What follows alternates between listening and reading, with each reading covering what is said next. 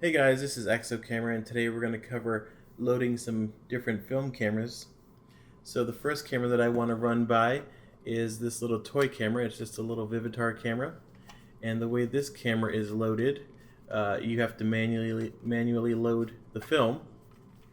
So what we're looking at here, this is where the film would go, and this is where the film needs to be put into the camera. So I'm going to drop my roll of film here, and sometimes you do need to push this little winder up. So I push that up, and I'm going to drop my film in. And once your film is loaded, you want to make sure it's facing towards the film take-up spool, and then you can lock your film in. So I just dropped this little film advance down, and we're just going to bring this over to right there. And what you want to do when you get here, and sometimes your camera is not going to be there, once you open it up, but if you, turn the little crank here, or if you have another kind of camera, like this AE1, it's the same exact kind of thing.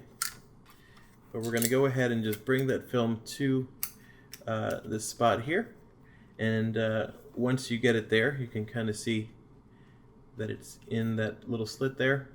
We're going to go ahead and turn this crank again, and you want to make sure that everything lines up. So there are these little sprockets here. You want to make sure your film lines up there.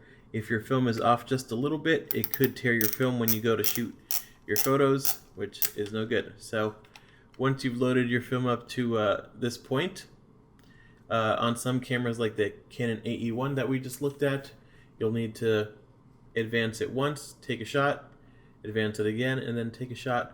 But whenever you're at this point here is when you can close it. So every roll of film usually gives you an extra couple shots on the roll of film.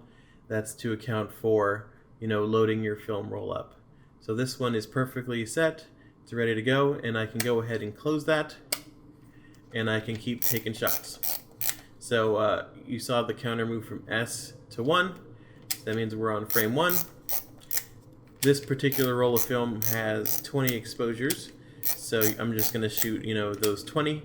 And whenever I'm done, on this camera and a lot of cameras like this, like the Canon AE1, what you want to do is you want to push that bottom button. This allows you to rewind, and it's got this little rewind logo here. And then you want to bring your film the film rewind knob up. And there's always going to be a little arrow. So on this one, there's an arrow in that direction. So I'm going to turn it, and sometimes you do have to hold this button on the bottom, but this one you don't.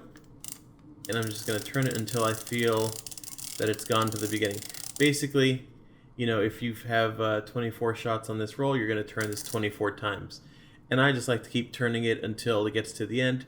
You're going to hear a very noticeable click, and then you'll just feel no more tension in that roll of film.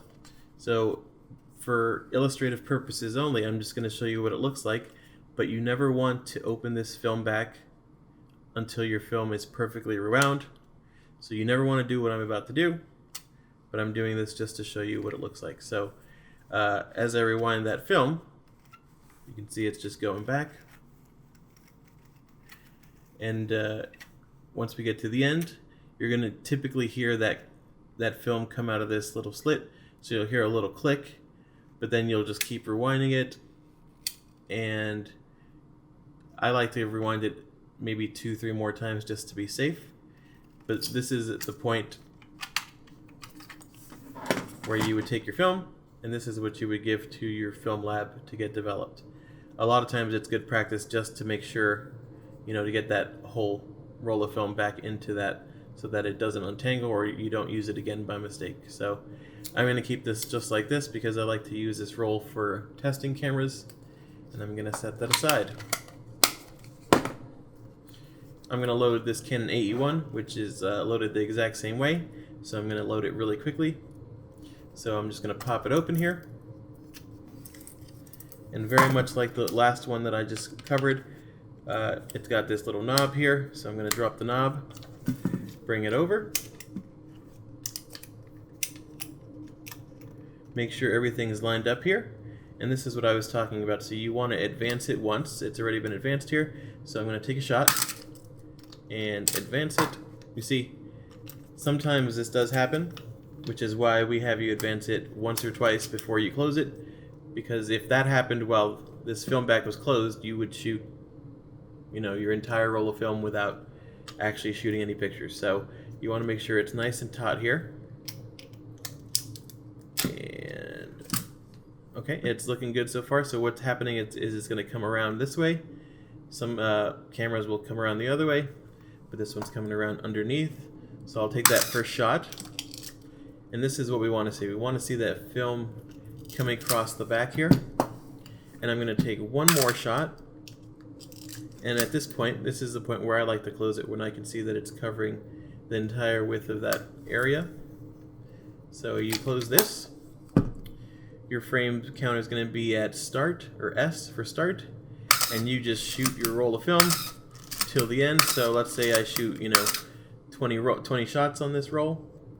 At that point, I'm just going to go ahead and press that button again and rewind like I showed you on the other camera until you hear it. There's going to be no more tension there, and you can pull your film out. So this camera here is one of the Olympus stylus cameras. It's a very popular camera, and this is very similar, but it's all automatic.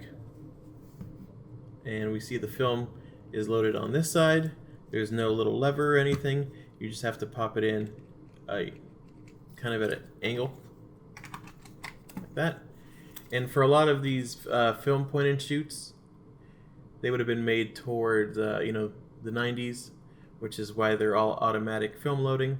The other cameras would have been made, they're either a cheap camera like this, which would have came out in the 90s, but it's a very cheap camera, or like this camera, which was made in the late 70s, before they had automatic film loading. So this camera is a little older, a little more modern. Or sorry, it's a little more newer, so a little more modern. And you just want to get it to where it says film. It actually has a little orange place here that says film, where you want to bring just the tip of that film. And once you load it there, you can go ahead and close it. And the way that you'll know that it's been loaded is this number will change from 0 to 1. So it's loaded correctly. If for whatever reason it stopped at 0, that means your film did not load correctly. So you would just shoot your roll of film like normal. And once you get to the last shot, typically these cameras will rewind themselves. If for whatever reason you want to rewind it early, they typically have a film rewind. So if you want to, for instance, you're going into a museum and you want to change your film to something with a higher ISO for whatever reason, you would just press this so you could swap your film out. That's going to rewind it early, even before you get to 24 or 36 exposures. So I could, for instance, rewind it at 3 shots if I wanted to. That's pretty much it, though.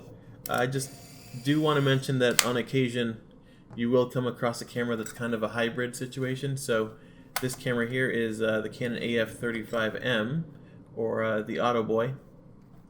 This is the first one, and with this camera it doesn't have that rewind knob, and it has automatic loading, but it's got these little slits instead of like the Olympus where it winded itself. You actually have to put it into this catch here, and once you have it in there correctly, you can close it and it will wind up. If for whatever reason you don't see it move from S to the next frame, it'll typically move to either 0 or 1.